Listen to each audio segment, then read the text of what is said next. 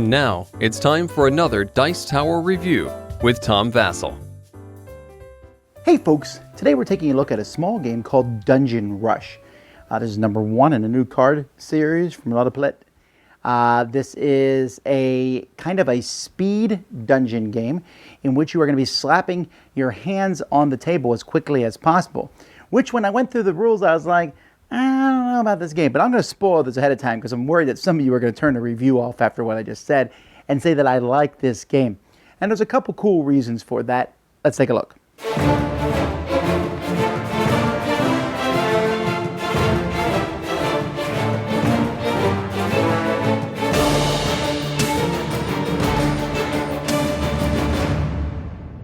There are 10 hero cards that players are going to put in the middle of the table, then they're going to take, starting with the start player, each player gets 1, then the last player takes 2, and so going in reverse order, each player is going to get 2. Now the heroes, which by the way are double-sided for male and female, so here's the male thief, there's the female thief, and the 2 different sorcerers, and the swordsman, and the wizardress, and the wizard. So anyway, and the assassin, and the assassin, and the assassin, and the speedlunker. I don't know why they don't call it a dwarf, but whatever. So anyhow, each of these heroes has stats. There's, melee, magic, ranged, and sneaking. And so you can see that the hunter has 1 in ranged and 1 in sneaking. The witch has 1 in magic and 1 in sneaking. The ranger 1 in 1. So they either have 1 in 1 in 2 different skills, or they have 3 in 1 skill. So you're going to pick 2 of them and have them in front of you. So let's say I'm playing the archer and the sorcerer. And then the gameplay takes place over several rounds, and in each round, each player is going to get 2 cards from one of the decks.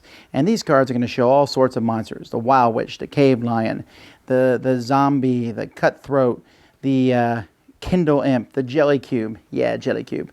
All right, so everyone's going to basically flip over 2 cards at the same time. So let's say these are all the cards that are out there.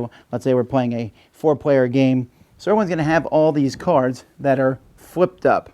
And so I'm looking at all these cards, and I'm looking at my characters, and I know I got 3 arrows on my archer, and I have a sword and magic on my sorcerer. So my sorcerer's on my right. So my right hand casts my sorcerer. So let's say I hit the kindle imp with my sorcerer. The archer has 3 arrows, but I can just hit something with 1 arrow. So I hit the cave lion with them.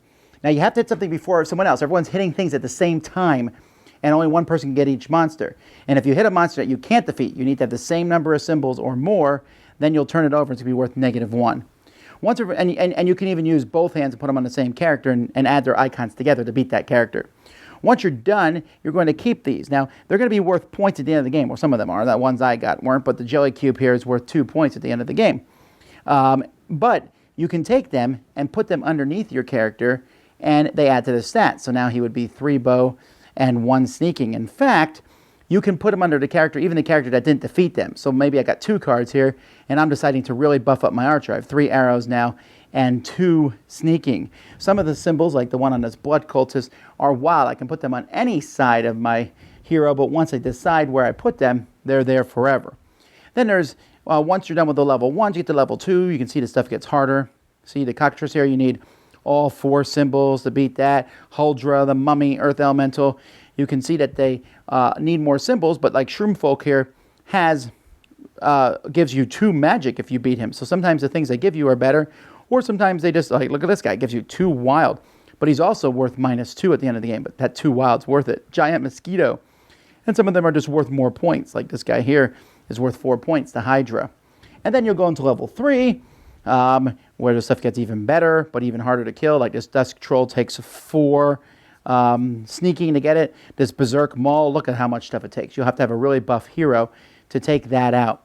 And once those cards are finished, then you will fight the final bad guy and his dragon.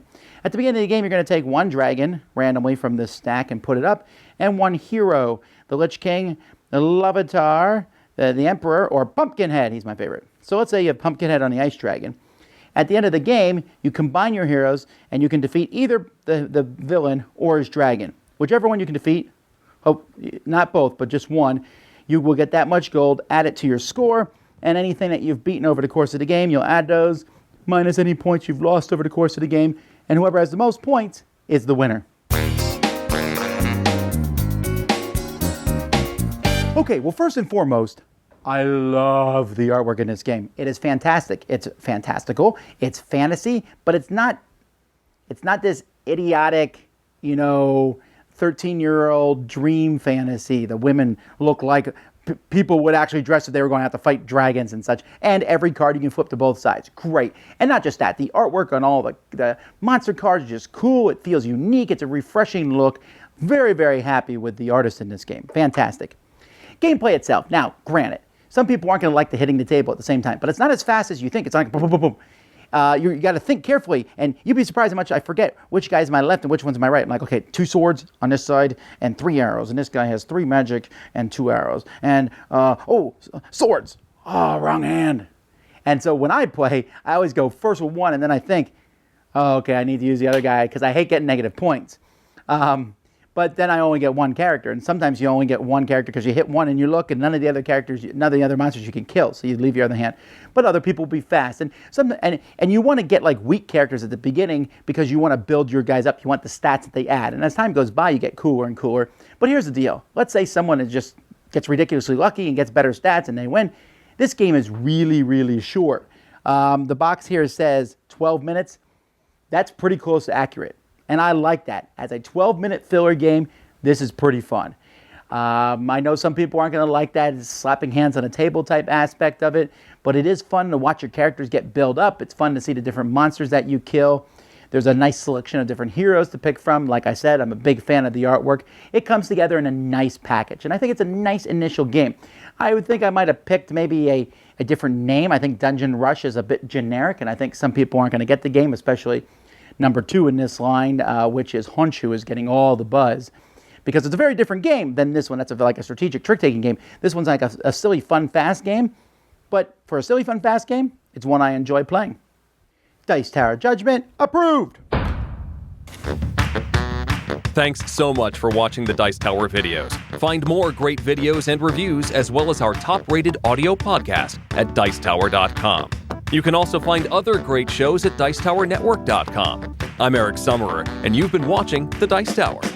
The Dice Tower is sponsored by Cool Stuff Inc., where you can find great games for great prices. Cool stuff in stock. Check them out at CoolStuffInc.com. Shut the door!